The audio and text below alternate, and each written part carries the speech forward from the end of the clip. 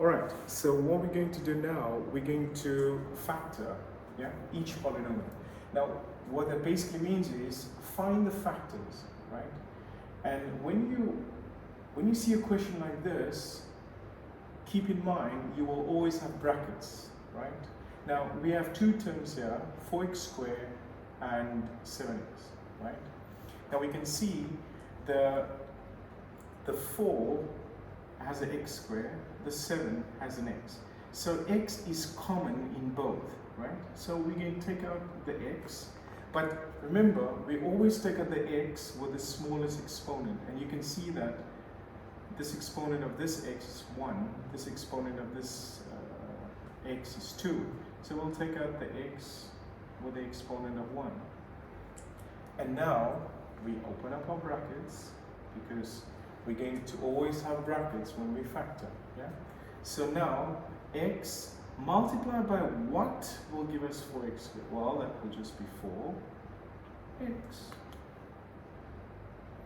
plus x multiplied by what will give us 7x? Well, that will just be 7. Now, how do you know that this answer is correct? You check. You can multiply it out. If I multiply this with this, you get 4x squared. X times 4x, that's 4x squared. X multiplied by positive 7, I get positive 7x. And that's how you check, right? So we're done with that.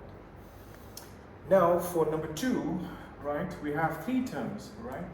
Now, remember I showed you the calculator method, but with the calculator method, always make sure that your expression, right, this is not an equation. Why? Because there's no equal to 0, right, or equal to something. So make sure it's in standard form, right, which it is. And what's the standard form? Ax squared plus bx plus c, right?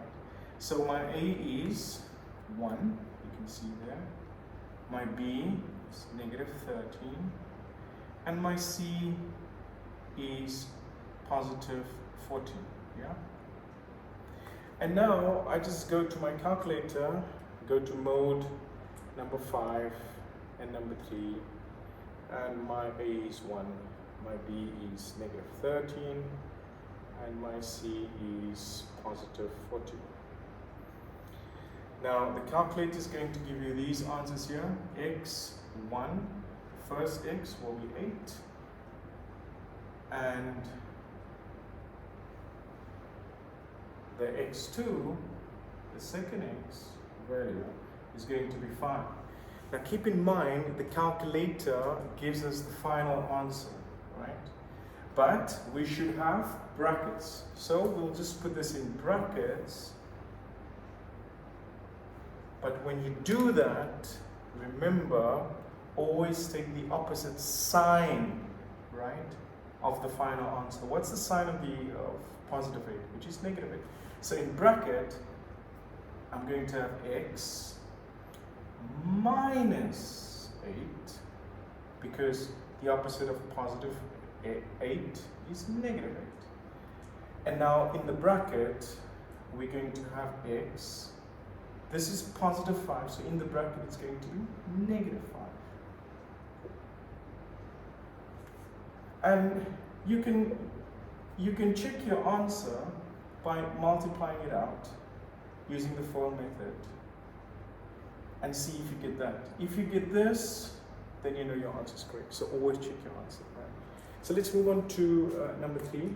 So once again, we check and make sure that it's in standard form. And once it's standard form, well, that's a x squared plus bx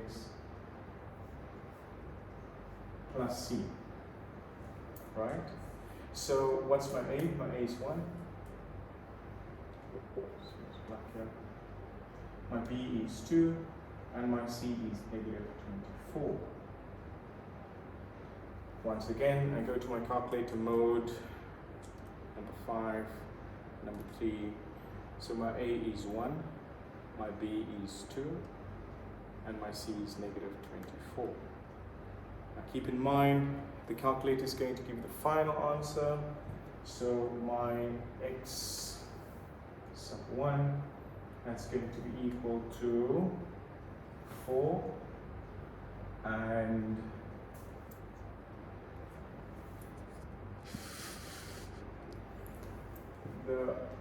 x sub 2 will be negative 6. So now in the brackets, we're going to have two brackets. So remember, we're going to always have x. What's the opposite of positive 4, which is negative 4?